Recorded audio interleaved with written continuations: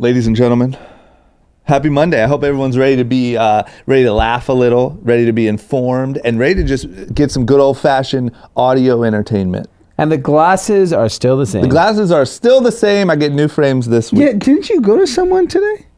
You were supposed to this weekend. Yesterday. But it takes a couple days. They gotta, when you have a prescription, they got to make the lenses. They got to... God. It'll be done on Tuesday. Hopefully you look better. You're an asshole. You're a real asshole. Listen, this week, I'm going to get all taken care of. All right. Good. We'll wait. Let's start with an update on Little Mav and his charitable acts. Yeah. What are we at right now? We are at $30,000, 322. That's insane. 30,322. What was the goal? The goal originally was 25,000. We blew through it within 20 hours. So we raised the goal to 39,000. Amanda likes multiples of 13. Why is that? I don't know. Isn't That's that an weird. unlucky number? Yeah. She likes 13. Lucky number 13. Interesting. Incredible. Incredible. It's 187 people have donated. Our friends, our family, Kathy's, everyone.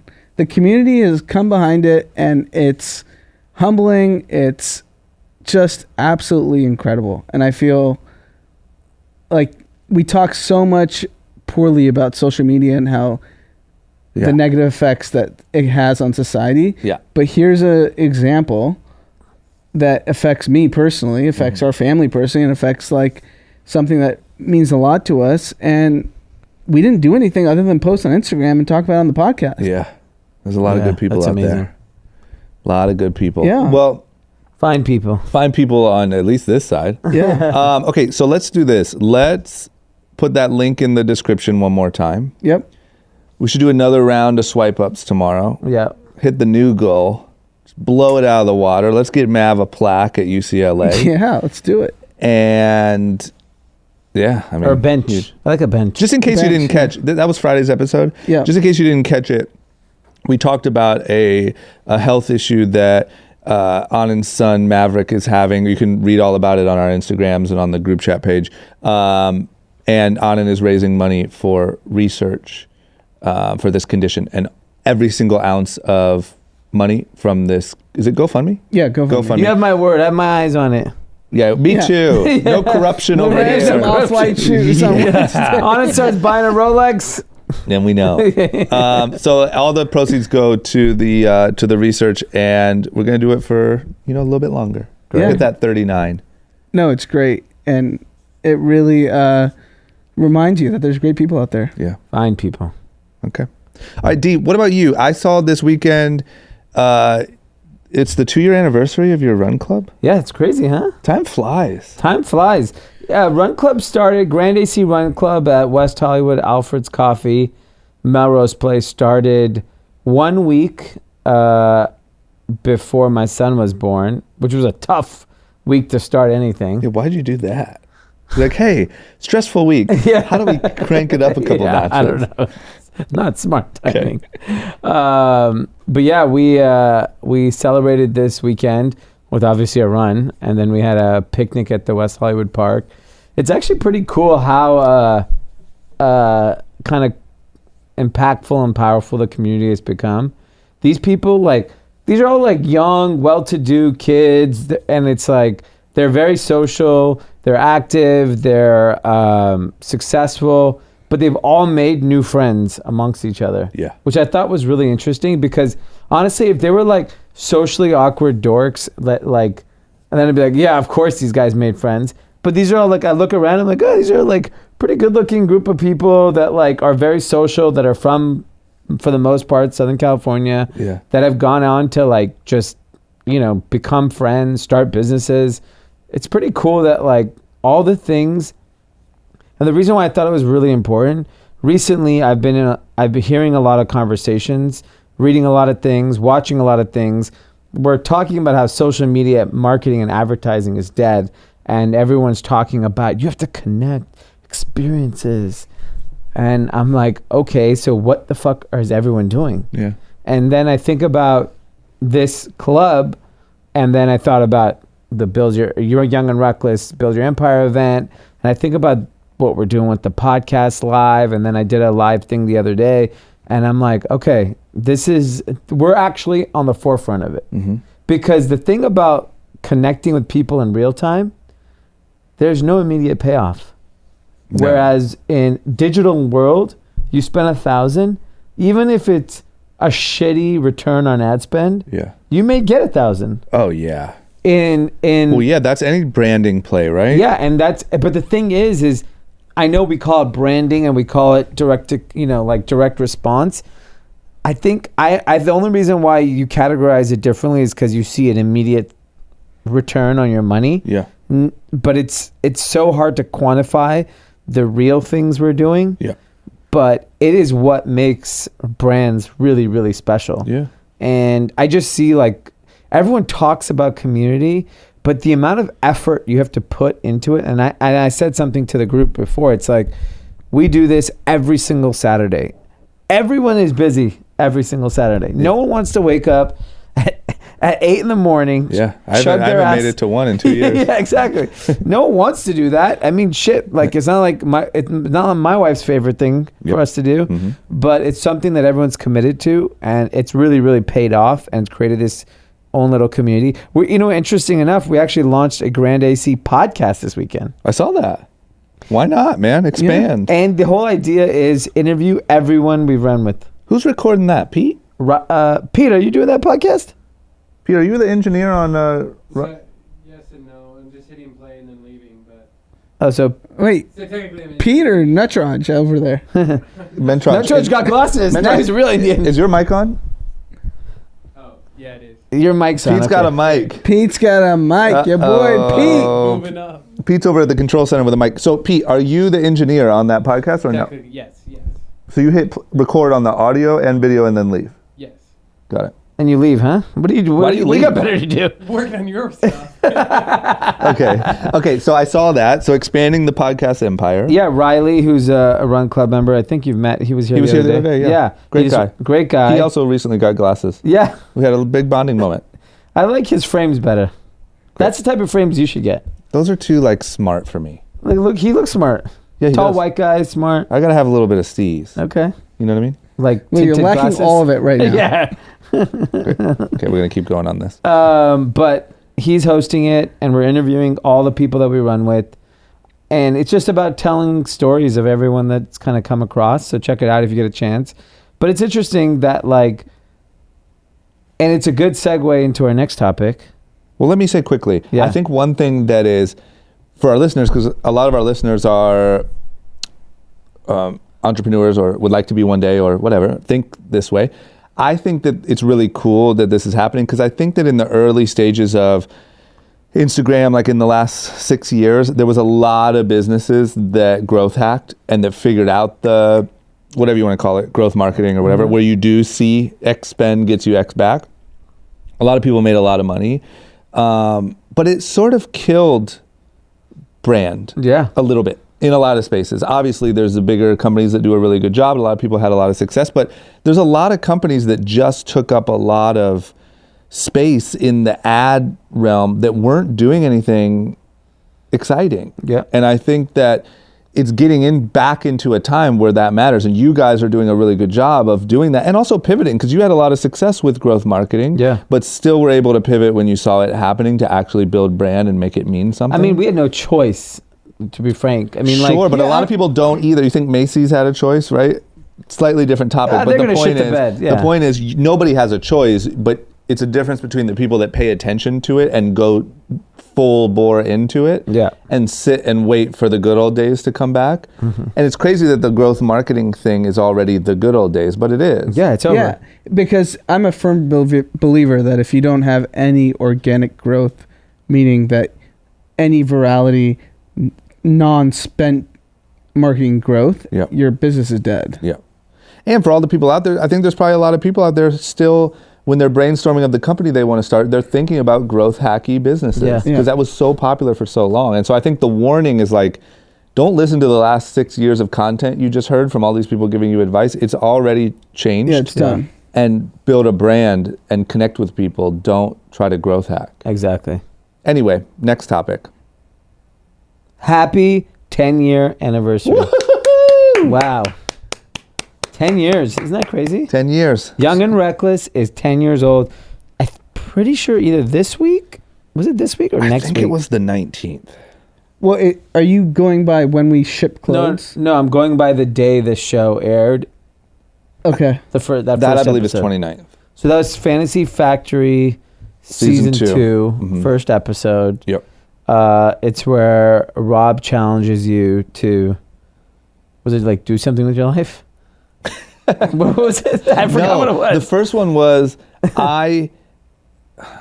the long story short of it was I had the idea to start the brand, came around, met with you guys, wanted to do it for the first season, but didn't get it done in time. I didn't have trademarks, I didn't have anything. So by the time season 2 came around, I had it ready, and it worked out perfectly for me because everyone knew, like on the show, I wasn't Rob's assistant anymore. So MTV was asking in their notes, what's Drama doing? Drama has to be doing something. And so I had this thing ready at this perfect time. And so that was like, okay, watch Drama go from being Rob's assistant on Rob and Big to now starting his own thing. It worked perfectly in what MTV wanted. Yeah.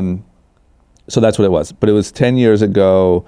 I believe August 29th is the exact day. August 27th. August 27th is the exact day. Good job, Pete. Pete with the mic. Yeah. So we're celebrating starting today for the next 10 days. 10 days for 10 years. Wow. We're doing 10 days of different promotions on the online store.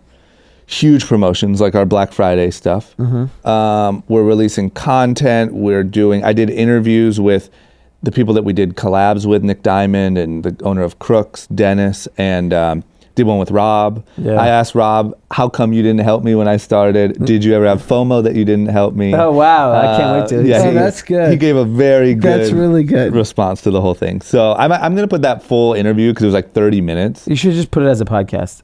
I'll probably release it on Short Story Long Yeah. and put it up on YouTube. But so it'll be throwback footage, kind of the story. You and I did an interview. Yeah. Did an interview with Alfred from PacSun. So just kind of everyone's perspective of what they first thought when the brand launched, because it did kind of come out of nowhere as this like guy on a reality show, and then recapping why it worked and what happened and celebrating. What a great ride it's been.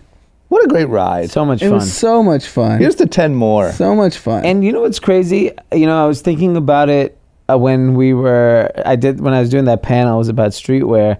You know, I'm watching all these young kids who are like in the streetwear world today. Maybe they have a brand. Maybe they're just, you know, in the community and they're just a consumer. Yep.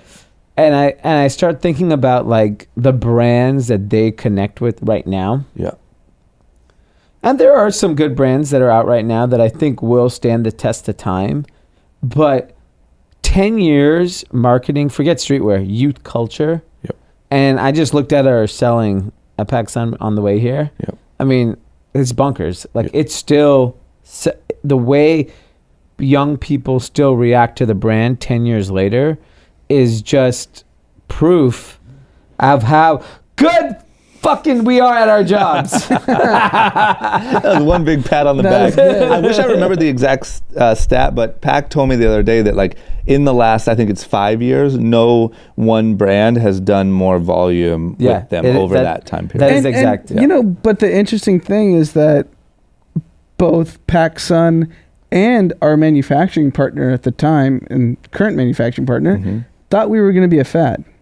Oh, everyone No one did. believed it. Everybody did. Yeah. That's why it's so funny now. Shit, I think I thought it was a fad. Yeah, I think I might have. I was just trying to ride like the big black wave for 2 years. I remember begging for credit, Yeah. trying to convince our manufacturer. He listens to our pod. I'm not going to out him. Yeah. And I was begging. I was like, no, we're going to figure this out. Yeah. And they're like, no, you're just another big black brand. Yeah. Yeah. Well, let me say this. I knew in my head that that's exactly what I didn't want to be. I would say the first year, it looked like it was going to go that way. Yeah. It was right about, I think, when we had like Machine Gun Kelly and then Meek Mill, when people started to really look at it like, oh, this is something a little different.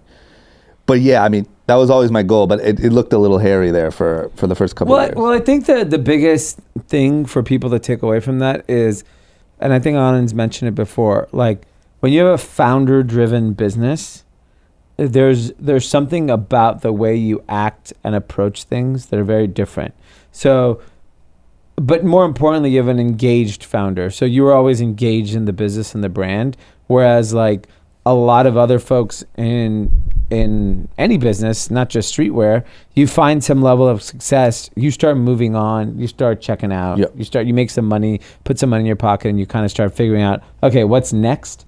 Because it's hard. It's not easy. Apparel is so hard to stay relevant year in and year out. I'm always like trying to convince people not to do apparel. Not that I'm afraid of competition. I don't give a shit what anyone does. Mm-hmm. I think I'm really good at what I do, so I don't really care. But I tell people because it's fucking impossible. Yeah. It's so hard in fashion, apparel, to stay relevant season after season, year in, year out. Holiday, Black Friday, back to school, spring break. It's so exhausting. Yeah. It's so hard. And I'm only telling out of experience that it's not easy. Yeah. It is really, really hard. And think about even like, so from when I started my business, the brand that I always viewed as a unicorn and untouchable was LRG. Yeah. Because that's when we started. That brand, I think, was like 2 years old, 3 years old, maybe at the time. Yeah. They're the hottest thing on the planet. I'd never seen anything so hot. Yeah. And fast forward, it's irrelevant today. Yeah. Like, but I will say it's also a point to Anand's point, because Jonas, the founder, passed away. Yeah. He was so good, he might have been able to reinvent it. Yeah, exactly. And I don't know, but I agree. There's been a million of those. And along our journey already, there's already been. But it's another good point back to your original point of it's brand. If you try to create an apparel line that just keeps up with the trends and the holidays and the whatever, you're screwed. There's no way. Yeah. But Young and Reckless has meant and does mean something to young people and has continued to mean something to that 18-year-old kid. You know what I mean? That's the hard thing to do, but has worked. And what was cool was when I looked back, it was like a good little thing for me when I was doing all this content, because you look back at all the people that you worked with and talked to Rob and talked to PacSun and talked to everyone. I look at the initial stuff with Machine Gun Kelly and Post Malone and all those people. And then moving forward, I'm doing a whole piece about where we're going moving forward and the events and the podcasts and how we're connecting with people in a different way. Yeah. And you see the roadmap that will be the next 10 years. Yeah. And it will be different, but it'll continue to mean something to that person. Trying to just stay on trend and do all that is sort of the next, you know what I'm saying? You have to do that anyway. Yeah. But if you don't mean something to those people, you're out of here. It's very difficult to mean something to your customer for 10 years. And if you think about the brand partnerships we had, I mean, it's some of the biggest people in pop culture. Yeah, I got a good clip from Rob where he said, look, I'm going to be honest. I thought you guys were crushing it. Meek Mill, Machine Gun Kelly, you got like everyone perfectly. And then all of a sudden I saw you start posting photos with Post Malone. And I was like, they missed on this one. They definitely. And he's like, and then he goes on to be like the biggest superstar. And he's like, you did it again. You know? But it's great. And man, we were so young. Yeah. I can't believe how young you guys were. Yeah. Because I always looked at you as like the big homies. When I think that you were like 28 or whatever, 25 and 28, I'm like, I trusted you idiots. And we used to go to Dee's place and watch Fantasy Factory. And take shots. Was that? We used to go to your house. That was so good. Every night the show aired, we would line up your whole coffee table with shots of tequila. Yeah. And every time Young and Reckless was on the screen, everyone in the house would have to take a shot. I mean, think about all the people that we used to watch it with us. And we were wasted. And then we would go out every Monday night. Yeah. We'd all go to a club. Didn't we have jobs? What did we do? We just didn't sleep we then. Didn't have work to do. I mean, but we had, to Dee's point, we had really famous people sitting there. That were showing up. Yeah, it was like Michael B. Jordan and Sterling, and I remember like John Buscemi. I mean, just like everybody. I'm sure Post was there at some point. Football players, basketball players. The last really good memory I just want to share is that Rob said that, because I said, when did you know it was real? Like, when did you know it was beyond whatever? And he was like, when DC started calling me because Young and Reckless was becoming a problem. Yeah. And it was a shelf space issue, and it was like, hey, like, I think we kind of shouldn't have let this happen. Like, we got to figure this out, which is interesting. It was and just think about it today. There's no shelf space conversation. There's no shelf space. Yeah. Yeah. They don't have it. Yeah. It's crazy. That's cool. All those brands, even I was talking to Alfred about it. Think about all the brands that were hot when we started in PacSun. Rockstar, Monster collabs. Fox Racing. Fox Racing. There's Hurley, Billabong, Quicksilver. Gone. Here we are. 10 more. It's been a great ride. Anyway, that was way too long. Thank you guys for the support. And there's a whole week of content. So yeah, check it out. It'll be fun. And I'll be talking about it all week. Great.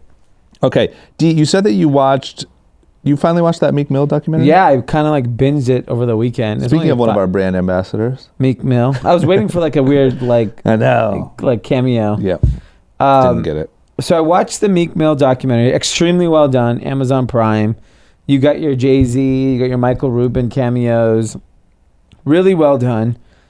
I think the thing that blows me away of the whole thing was the judge was black. Mm-hmm. The cops were black. Yeah. And I'm like, the what? arresting officer that lied on him was black. And I sat there and watched it, and I'm like, I get that there's like this whole revolt against these angry white racist cops against young black kids. But shit, when I watched this documentary, I'm like, I think we all need to watch this because this isn't just a race thing. I hear you. So what do you think it is? Do you think it is institutionalized that you have to just take Meek down, right? It doesn't matter if it's a black judge or a white judge. I think the cops case, from obviously they tell you in the documentary, they're all corrupt. Right. So they don't even care about race. They don't care about nothing. It's about money to them. The judge, I think, is trying to like prove something that I'm not going to go easy on a young black kid just because I'm a black woman. Right. And because it's good for her career. Yeah, to show that I'm strong. But it also seems like a bit of like, you're going to take it out on your own people. Like they're making you look bad type thing. It's kind of like a self-pity almost. Yeah, it's weird. It's some weird, sick shit. And but it's the type of conversation that doesn't make headlines. Yeah. And I think for this case particularly, it has not been exposed. Meaning people don't realize, everyone thinks Meek, and rightfully so, Meek got a bad rap. He should not have been on probation for as long as he was. He should not have been in jail. He should not have any of these things. Yeah. But no one really exposes that as a black judge. Because you want to know why? Some stories just can't get traction. Like, there's no place for it in the conversation. Because it's headlineable to say white racist cops. It's not headlineable to say like, well, these were black judges and cops, but like it's more of a systemic, like it's hard to catch. You know what I'm saying? Yeah, no, I hear you. So I think, I don't know, man, it shows that the problem is maybe a little bigger than just white and black. I think maybe just narrowing it down to white and black is a bit of a mistake.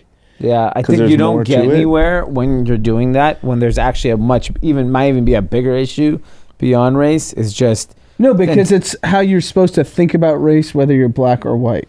So the black judge is going to look down on a black convict versus a white convict. All that I'm saying is what we don't do in clickbait era and viral era is look at nuance at all. Yeah, of course not. We say the system's racist, so racism. So it's a bunch of white people. When you see something more nuanced than that, it doesn't make headlines because it's too hard to get into what that is. And if you go further on the nuance, Robert Kraft, who's a known Trump supporter, is helping Meek Mill big time. Yeah, get out of this system. And that's why I think the timing of Jay-Z's NFL partnership, where I see a lot of people kind of condemning him for doing it, and then I look at this, and I never thought one negative thing, honestly, of that partnership. I viewed it, and we discussed it last week, as an opportunity. If you don't have a seat at the table, you don't get to make a real change in life. And so the fact that this documentary happened, Jay-Z's clearly one of the guys that's like pulling strings. Yep. Michael Rubin is like super excited for Meek. If you don't know Michael Rubin, he's a powerful Michael person. Rubin has become one of my more favorite people just in popular culture. Yeah. But that's why, like, I don't know, man. I don't even know if I should be talking about it, but like the simply white and black, all white people are out to get all black people thing narrative, because both Robert Kraft and Michael Rubin are white. I mean, I don't know. Michael Rubin is white for all intents and purposes. Yeah, he's a Jewish guy. So it's just not as easy as, and these guys are fighting harder than anyone. Yeah, and they're putting their own money, they're putting their own resources, and they're putting their name out. Yeah. Like, if you think about what Michael Rubin's doing, he went and got Robert Kraft, Trump supporter, Jay-Z, obviously pro-Obama liberal, and got them together and said, hey, let's figure out criminal justice. Reform, yeah. And those are the people. That's insane. That's what I don't think he And gets the enough person credit. doing some of the most work for it is Kim Kardashian. Yeah. It's just not a white-black thing. No, of course. No, my point is, like, I think this is such a unique partnership that's going on because it actually transcends party lines. Like, Jay-Z and Robert Kraft don't vote the same way. Yep. And they're coming together and say, like, how do we figure this out? Like, not even close. Like, you're openly a Trump supporter. Yeah. Yeah. Yeah, it's cool stuff. Oh, I'll just say, the key to all of our progress is in what's happening right there. Yeah. So anyone hating on the Jay-Z NFL thing, anyone hating on any of that, I think you're just going. That's the best example we have of where the true progress is what's happening with those guys. I want us to talk about another thing that's a little bit of a jam up as far as headlines go. Yeah. Apparently, Katy Perry Me Too'd someone. I think she might have Me Too two people. Did you? Yeah. 2 people? Yeah. Okay, so the story I saw was there was this dude that was in one of her videos, like a male model guy or a dancer or something, and they went roller skating with like a group of people, and she like pulled his sweatpants down to expose his junk, to show all of her friends his junk, and this guy's now like, upset. and writing Instagram posts about it, threatening to sue because he didn't want his junk out there at the roller rink. So, like, what do you do here? And the second accuser is a female. What'd she do to Katy her? Perry's out here. Katy Perry is a monster. What'd she do? Katie Weinstein. What'd she do to the girl? She tried to kiss her and grope her, I guess. She kissed a girl and she didn't like it. Man, you know what's funny? Try to kiss her and inappropriately touch her. A Russian TV host. Here's the question. Why? Because this happens to me too. Why, when you see the headline... This happens to you too? Well, this didn't happen to me too, Okay. but this effect happens, and not hashtag me too. When you read the headline, Katy Perry pulls down dude's pants in roller rink, the instinct is to be like... Kind of cool. Yeah, like, good for you, dude. Sound like you had a fun time at the roller rink. Like, there's not the same... No. And so what, do we have an issue here? I mean, this sounds like an issue. Yeah, I mean, if the guy feels harassed, like he was... I get it. Like, I mean, pulling your junk out at a roller rink's pretty obnoxious. And you're Katy Perry, so you get away with it. Yeah, apparently there was like a lot of people around. Yeah. Probably guys and girls. I mean, it's pretty gnarly. But you just don't feel the same sympathy. Imagine if it said... Orlando Bloom pulls down woman's sweats to expose vagina at roller rink. You'd be like, oh my God. He'd go to Orlando jail. Bloom would be in jail. Instantly lock him up. Yeah. This, you're kind of like, Yeah, it's crazy. gosh. Orlando jam up. better keep So what his happens? hands Does in anything his pants. happen? Does she get... No, I think she's fine. No. Do you think anything's gonna happen?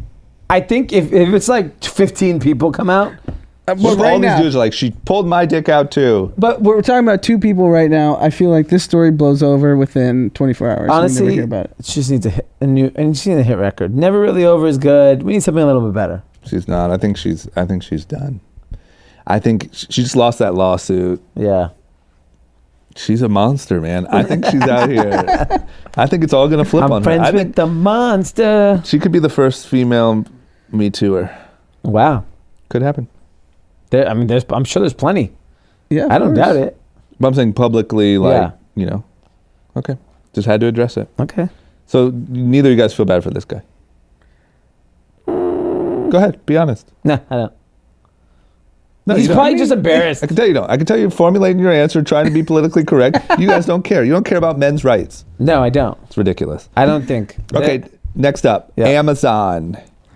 There's this story that's been buzzing around all weekend about Thank you. About Amazon having like some sort of fake Twitter army that's talking about how amazing Amazon is. I read that it might be their warehouse workers are getting paid to write positive things about Amazon. I don't know where it's coming from. Have you guys heard anything about this? So they're saying that they're FC ambassadors, fulfillment center ambassadors, people who work at warehouses that are saying positive things about Amazon. Vice kind of dug into it and thinks it's bots. Huh. Honestly, I'm not mad if they did get bots. I think it's a good idea. After watching halfway through the hack, Oh, you're halfway through? halfway through the hack, Bro. you should get bots. I mean, you got to just play the game. Right. And I think Have you watched the hack yet?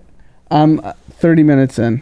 You got to commit. Yeah, I have to watch the rest of it. I really hate Brittany Kaiser. She's a She's a monster. her and Katy Perry should go get a loft together. Somewhere. Yeah. Because at Who's least worst, Roger Ailes or? Roger Ailes. Roger Ailes way He's worse. a true Brittany Kaiser monster. just got manipulated. Okay, And then I'm she's not that drinking her far own along. Kool-Aid. But she's like, you could tell she was liking the like. She loves I'm the gonna power. Fuck everyone up thing. Yeah, she likes shopping in San Tropez. Ugh.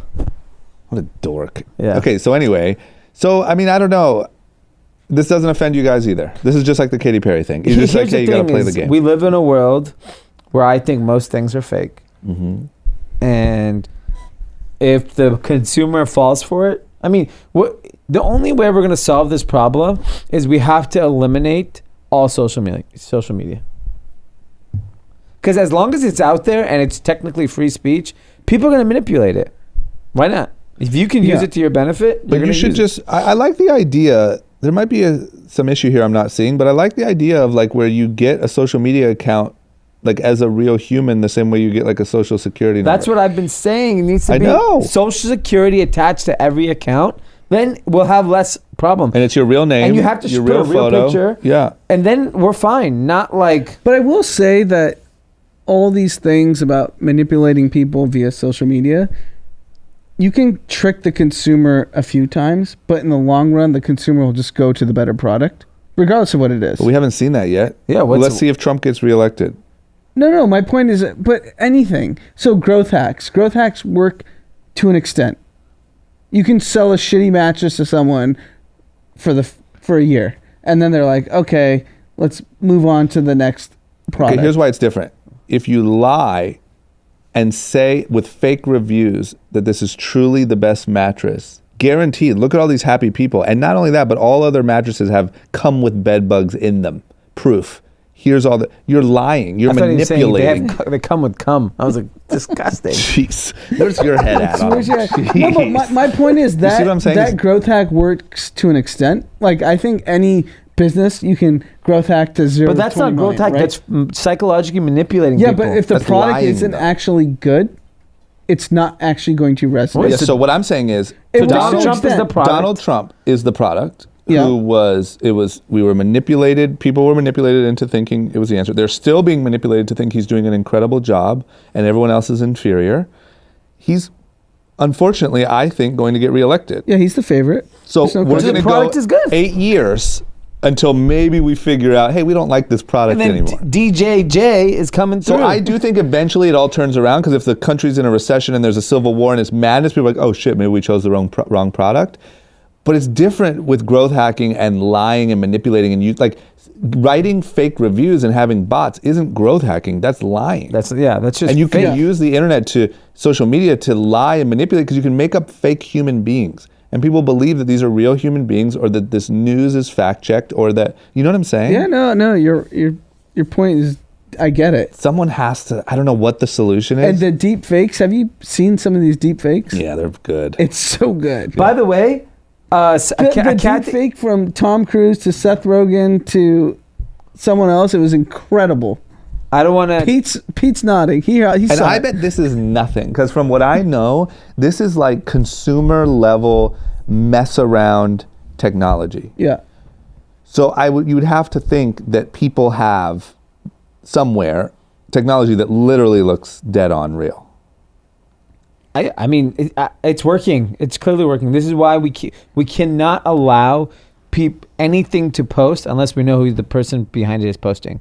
There's no more of these like fake, like, we need to know. But think about the road to like regulating that or actually putting that in place. It's such a long. I think there is there is clearly an appetite for a new social media network. I don't know who's going to create it, what's going to happen, when it's going to happen. There's clearly an appetite. Everyone is so frustrated with what we have today. They're using it because there's no other option.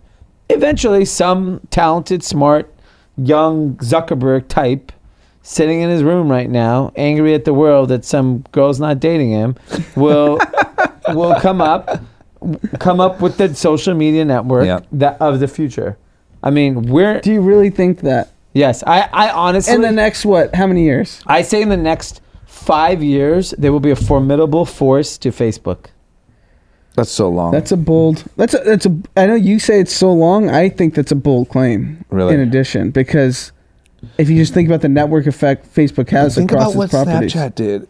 Like if Snapchat hadn't got, their product wasn't completely just copyable and whatever, you became irrelevant.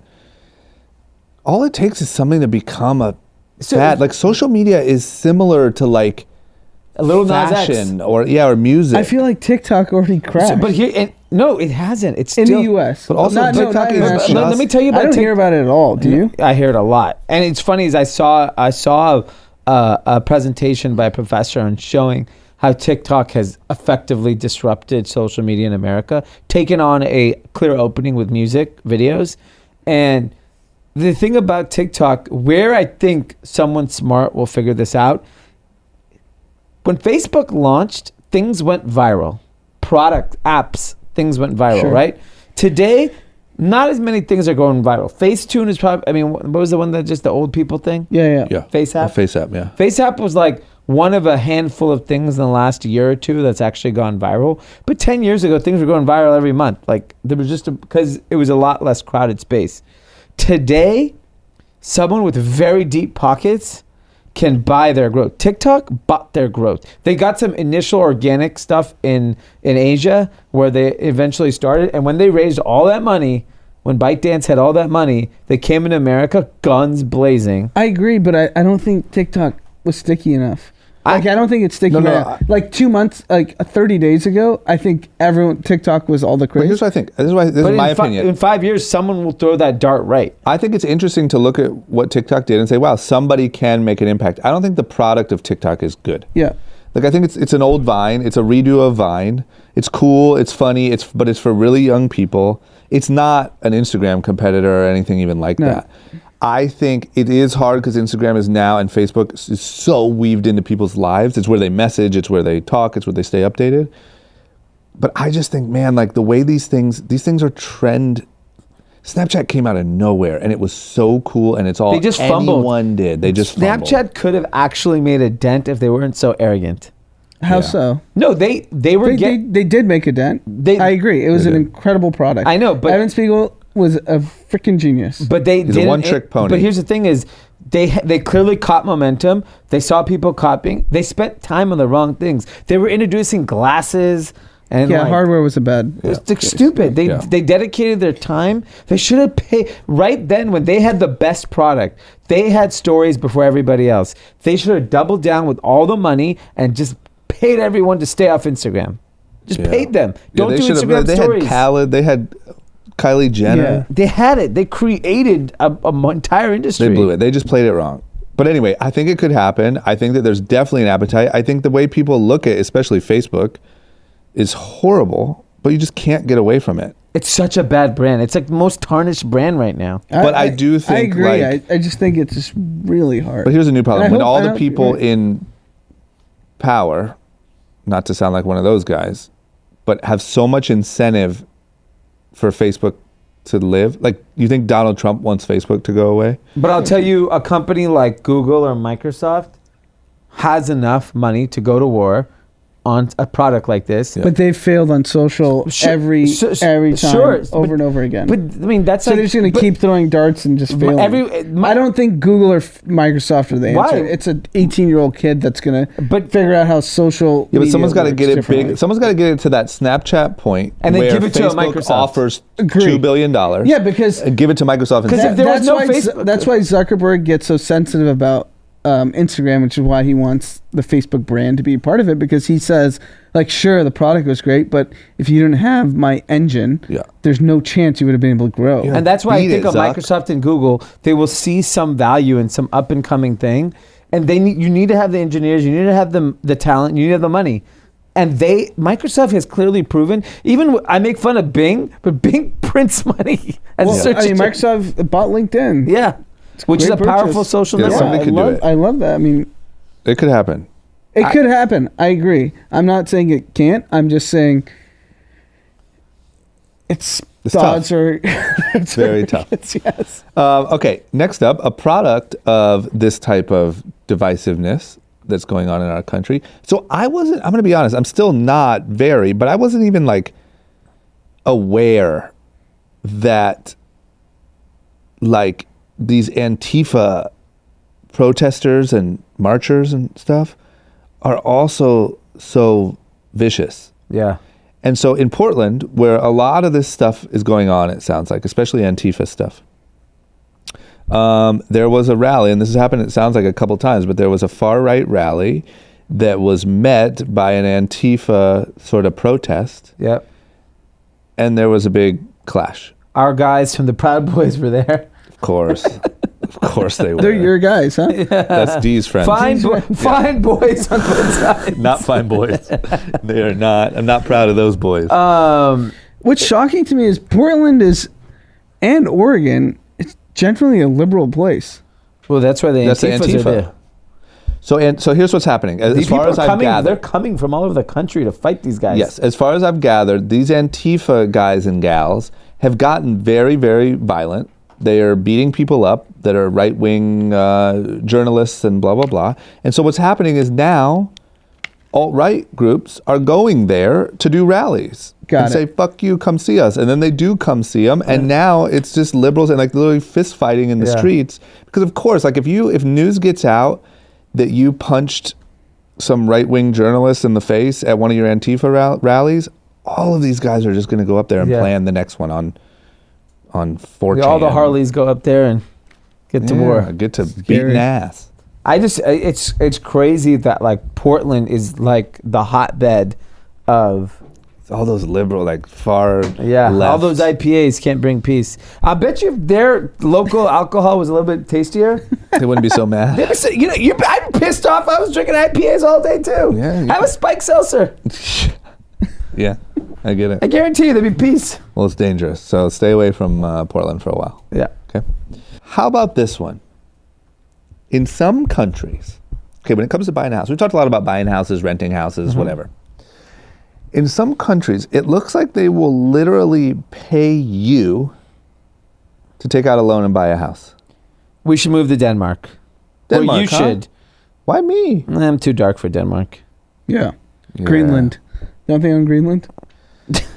I don't know. But once we own Greenland, I can take out a negative mortgage. It is negative 0.5% before fees to take out a mortgage in Denmark right now. So does that mean the more expensive the house, the bigger the 0.5? I don't know. It's unclear like for why what. Just be like, okay, I want a $10 million house. I'll take the advance. I'll take your 0.5 a month. Yeah, I might default after month one, but whatever. But like even in France, the mortgage rate is 1.39%. In Germany, there's rates as low as 1%.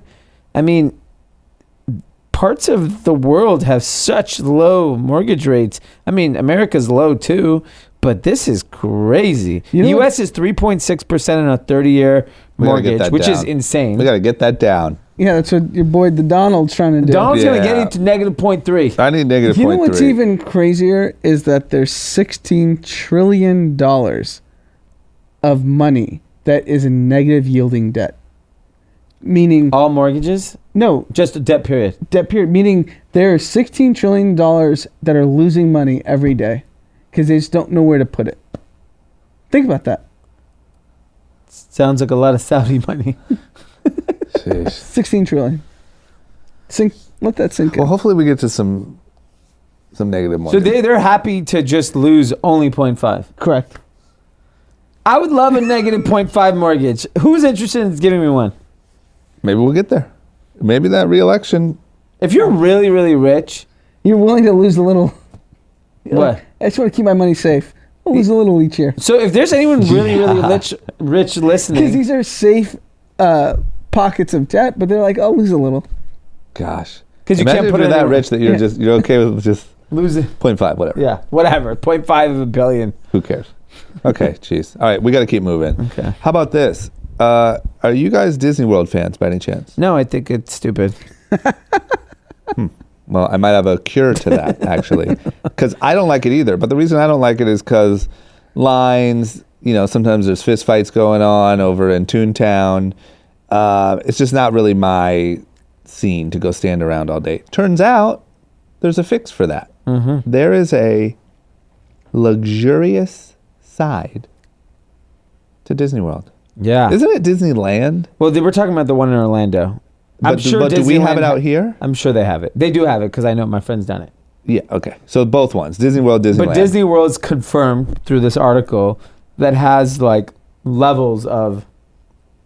I mean, there are many, many levels.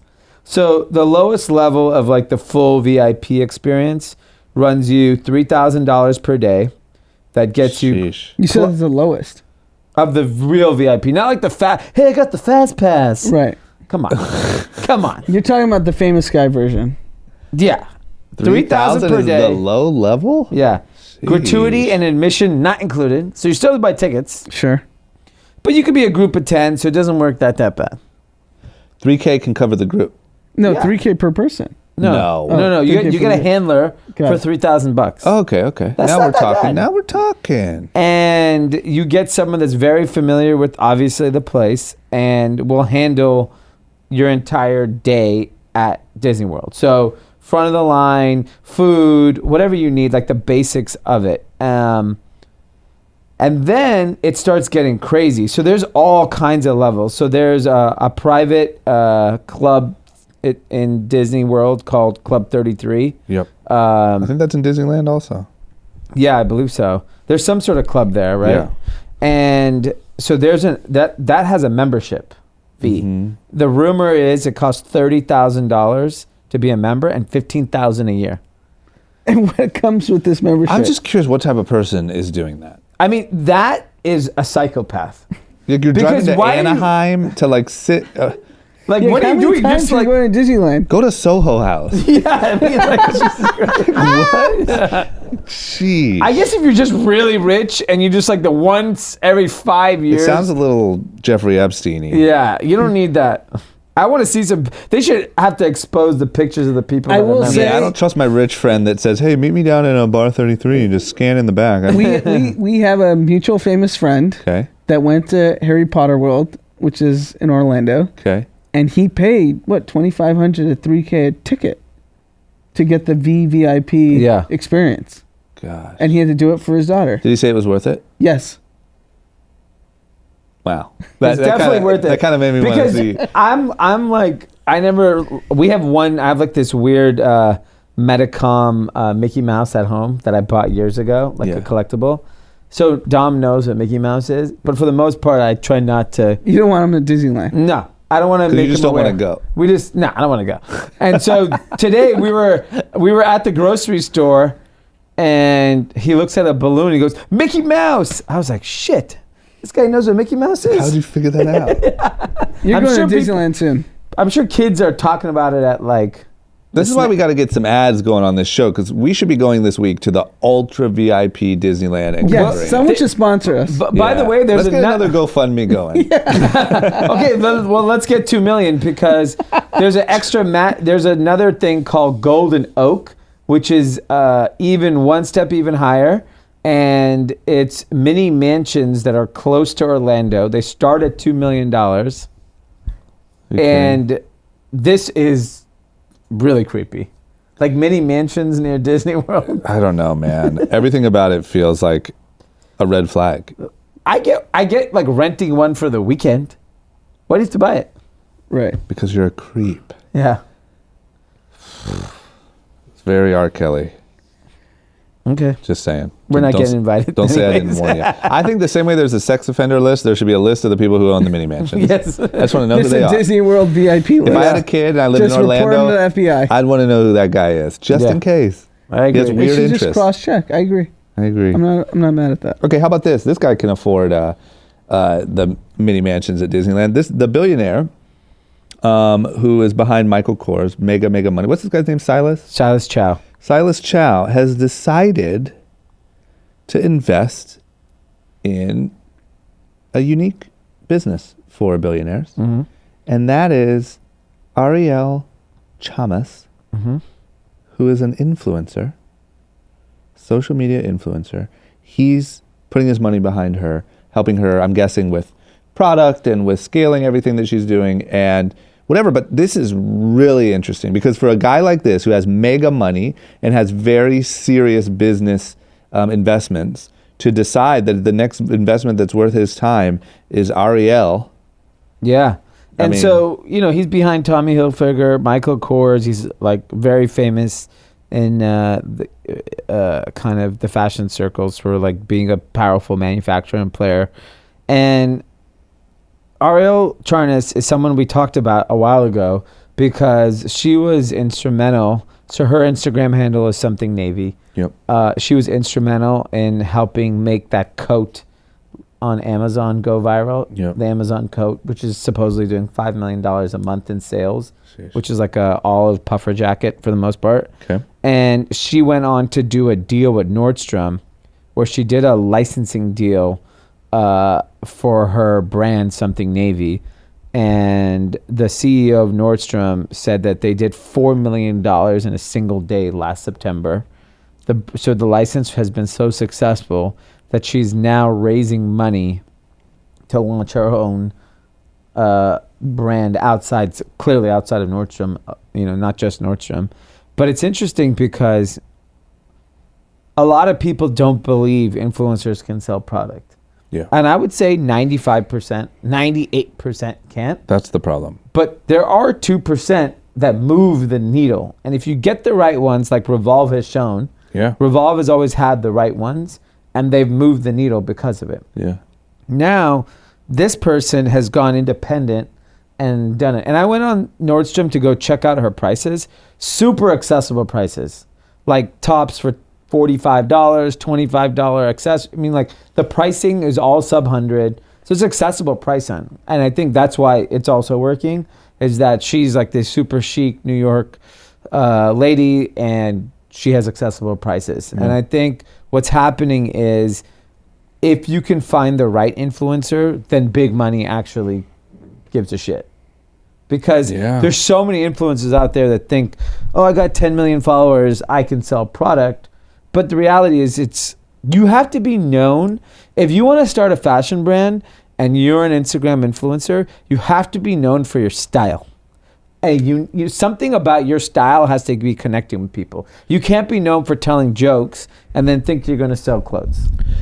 A lot of jokesters want to sell clothes. So I That's funny. All the jokesters want to sell clothes. but I will say the engaged audience matters more than the actual nominal number of followers someone has. Of And course. Young and But it Reckless has- is a perfect example of Why? that. Why? Meaning, like, you're famous. You're the most famous person in the world. No. My engagement is terrible. No, but when we launched Yeah. Young and Reckless, your following was super engaged, which is why the brand worked. Yeah, but let me tell you one step further. Yes, but the reason why it worked then and continues to work is because the story is so real. So like you saw me starting it. You Yeah. saw me launching the first design. You saw me having working on the early designs, having the early success. Even now, like I'm still making silly little commercials at our warehouse. Yeah. I try to do the same type of commercial with a random influencer that's really funny. It doesn't work. It doesn't generate any sales. Right. Because you have to have, it has to make sense. Sure. It's not as easy as like, okay, following, funny, put it out, people will buy whatever you're selling. So I think what's interesting is you have to have a really engaged following with the story there, but also in fashion, especially with women's, they have to want to look like you. Yeah. They have to look up to something Navy. They have to want to look up to That's why I wonder if I wonder if our Revolve friends would tell us like any information about how they suss out, because there's 500 girls tomorrow that they could go give a bunch of money to. Yeah. How do you You know they're have talking to be able to have some sort of filtering Well, I process. think a lot of it I is- have to imagine that they've seen massive like non-engagement from influencers that they thought were I'm important sure. 5 years ago. Because to think about it, today. they just had that massive Song of Style drop that was crazy successful. Yeah. I wonder how they knew she was the one of all their But influence. it's, they have history, right? So take someone like her, who's probably been working with them for 7-8 years. They know, they've been tracking her links. They know Yeah. she can sell product. So they're taking them probably, if they plucked a girl out of nowhere and gave them a deal, Yeah. then I'd be like, what did they see to know? But all these other women they've been working with for so long, they know. Yeah. It's just funny when you get to that level, there has to be some sort of management system of like, how do you Yeah. choose? Yeah. Because there's girls just beating down their door to be a Revolve influencer or go on those trips. Aren't they in Shit, I Ibiza? am. Right now? I think Yeah. so. I Gosh, beat that. sign me up. Ibiza. Ibiza. Formentera. What about, there's this other article about Diet Prada, which is another social media fashion thing.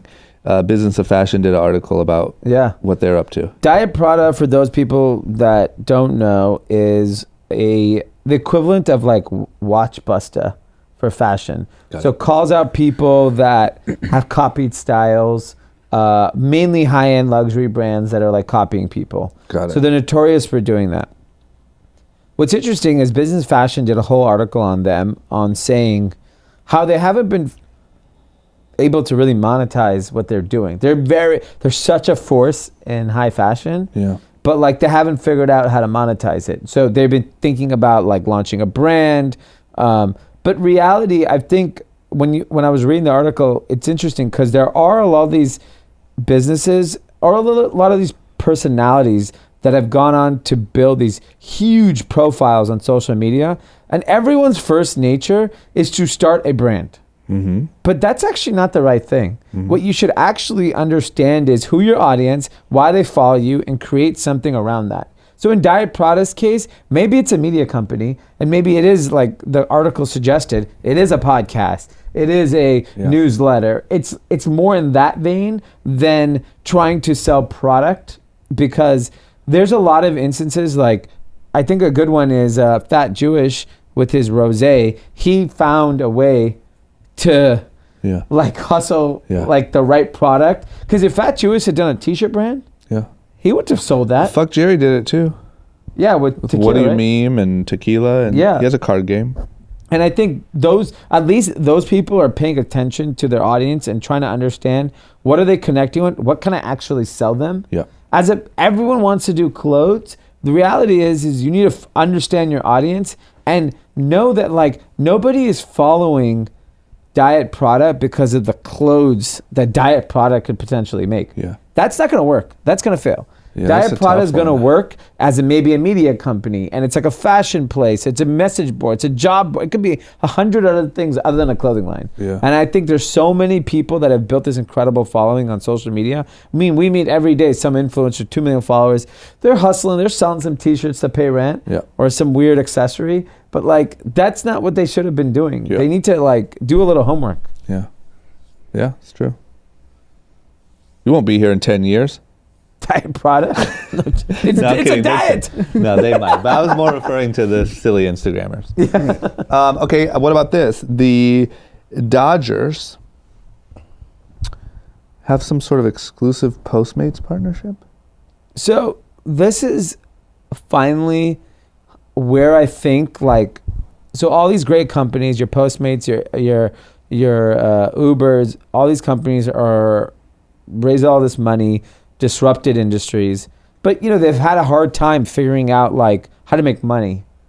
And Dodgers partnered with Postmates, and I don't know the economics of this, but you can order food from your seat and pick it up. They'll Seems text you ridiculous. when you can pick it up. So right Seems now, ridiculous. with the why is it ridiculous? I don't like it. You don't So like with doing the- wait I line? mean, you don't go to sporting events. This is genius. This is Yeah. this is sounds like absolute genius, And it's worked. And so the Postmates Dodgers partnership for now is only in the upper deck. Oh, only for the poor people. Jeez. Yeah, That was so disgusting. right now That only was the D upper who deck. said I that. might sit. He just said it's disgusting. Yeah. The poor people disgusting. Champagne socialist over here. Oh, I'm not sitting in the upper deck at Dodger Stadium. Yeah. We used to sit there growing up. It's far. We're dugout club. Yeah. We're never gonna Oh, go to the God, Postmates. you guys are. You don't want to go up to the fight club in the upper deck. Yeah, I know what's going on up there. You I'd guys rather are liberal elite. I'd rather be in the. You know what's what's in the funny is outfield. one of my best friends is pretty senior at Postmates. And when I saw this partnership, I was like, this is incredible. I will never experience it because I will be in the dugout club. Yeah, 'cause What are you have a guys doing? fancy Putting it out schmancy in buffet. Why are you guys doing that in the upper deck? Upper deck. Well, that's probably like Upper deck users probably don't even use Postmates. that's probably Customer why. acquisition costs. Yeah. Now they do. No, they're never going to use it because it's too expensive for And them. there's probably no lines in the upper deck. No, beer line's long. Let me tell you. I feel like I don't know. I don't love like the idea though. No, the concept is great. When you're at a sporting event, and if you're not, getting VVIP service, Yeah. standing in the concession line It's such a waste of time. It's stupid. But just imagine all of those people. You're all postmating. You're all leaving at the same part to go pick up your No, Postmates. they're going to text you when your order is ready. You understand? When you spend all this money and going to a game, I want to watch the game. I feel like there's just gonna be a line of people waiting to pick up their Postmates. No, I think this No, I is think- genius. yeah, I think it's great. It's genius. As someone who's got I want a button on my seat like I pick. They can't afford to have servers coming. This is so much more efficient. Give me an iPad. Honestly, I would even want a Postmates to let me know when the bathroom has no line. This is so I what can take a piss. This is I just want to say this. I think that next season, where are we at in the baseball season? Mid-season. I think next season, this won't exist. You're an idiot. Nope. Wait, why do you think that? I just don't think it'll work. You don't go to games. Trust me, Yeah, this is so important. When's the last Dodger game you went to? A World Series. Exactly. Yeah. You only go to the fanciest shit. World Series dugout club. Exactly. Shut up. Acting like Buffet, you're in unlimited touch. food, unlimited drinks. We're here with Ryan Braun. Drinks were not free. Yeah. They were not, but there was no line. You guys don't know what it's like in the upper deck. I know just as well as you do. I'm saying next season, you go No. to Dodger Stadium, ask about Postmates, I'll be like, what? I want this everywhere, though. I don't want to have to. I This want to go to a concept restaurant, is- go on my Postmates app, and never talk to anyone. I just about want to be that? able to pay before I leave. That's all I want. Without. I don't even want to order Waiting with for the someone check. talking to me. Okay. Okay. Why do you go to restaurants then? Why don't you just Postmates from your couch? Because I like the social aspect of it. I just don't have What to do you deal with mean? humans. You like the social aspect, but you don't want anyone talking to you. No, What's but I the- don't want. I want to talk to the people I came with. I don't want it to be like, oh, do you want to hear our specials? No, motherfucker, I'm vegetarian. There's never been a fucking special I could ever fucking eat. So I never want to hear a special again. You're just a grumpy liberal elite, aren't you? You should know. I'm gonna wear a tag on my head. I'm vegetarian. No Don't read me the specials. No specials. What is wrong with you? Why- Specials really annoy me. I was at a restaurant the other day and they kept rambling about Which the specials. restaurant? I'm not saying. Say it. Nah. Why are you so upset? I just hate What day Bieber. was it? I can probably figure it out. I'm not telling you. I hate specials. All right, let's end on a positive note. You angry elite. Angry fucking diner. Okay, here's the good news.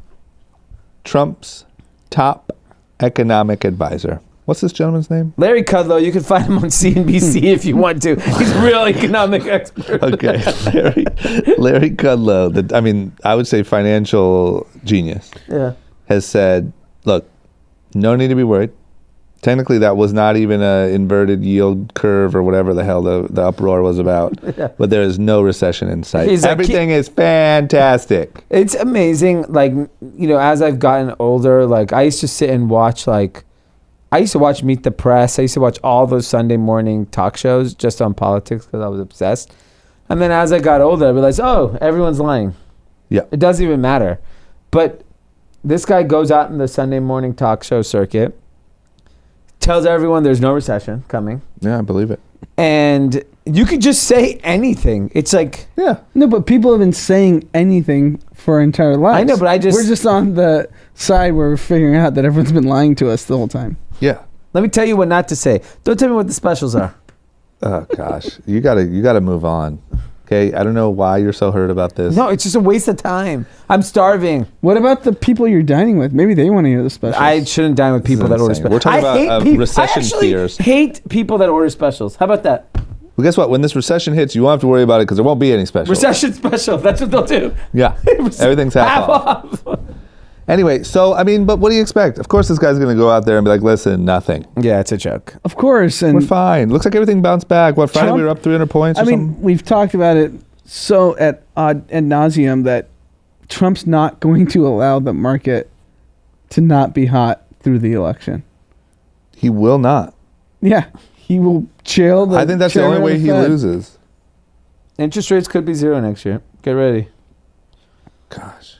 Okay, Yeah, well, so nothing to worry about. he's had to send Kudlow out and say, like, there's no recession. But what happened? Everything dropped like 800 points in one day, but then we were up 300 on Friday. Is that right? I mean, it's just a roller Seesaw. coaster. I mean, because one guy will come out and say one thing, so maybe tomorrow morning you'll see Trump a needs bounce. to tweet some hot shit for the market to be up. He's got to come out Monday morning with some hot bars. He just has to solve China trade war, and he'll get reelected. Because that's really the only real macro scary thing he has. But he's got to get them to break, right? Because he looks weak. The problem is if he breaks, then that's not good for him either. Better than a recession. It looks bad, but the stock market will go No, up. I actually think he's in. I mean, the problem is the Democrats are just in such a shitty position in terms of like aggregating candidates and who they're putting out because it's so easy to beat him in these like 3 or 4 states that actually matter. The problem is there's just the candidates that are trending but no just one's have got no the shot. skill. No one has the. This should be such an easy election, but sadly, it's not going to be because the party's in disarray. I think when you look at it this way, that the majority of voters have no idea about the details of this stuff. They believe what is told to them the best way. It's actually really hard to beat him because he's so good at this. Like, you need someone with that skill set, and nobody has it. Yeah. On the Democrat side. Because all the states that he campaigned in, there was no jobs. There's no economic growth. Even Bernie Sanders went on Joe Rogan, which I was like, oh, this is good. Good stuff here. Burn dog. It was boring as shit. Really? Yeah. He's just so old and like boring. And they're just at the Iowa State Fair eating fried food. Do you have any photos I saw over the weekend? I'm getting heartburn just thinking about You it. got to get your Twitter up, man. Someone's got to be over there working on their lines. Okay, well, listen. That's Monday. Yep. Okay? Hope everyone has a great day. And I hope nobody is as upset as D is about his restaurant experiences this whole week. I hope everyone just has a great week and just nothing but smiles. Have a very special Monday. Bye, guys.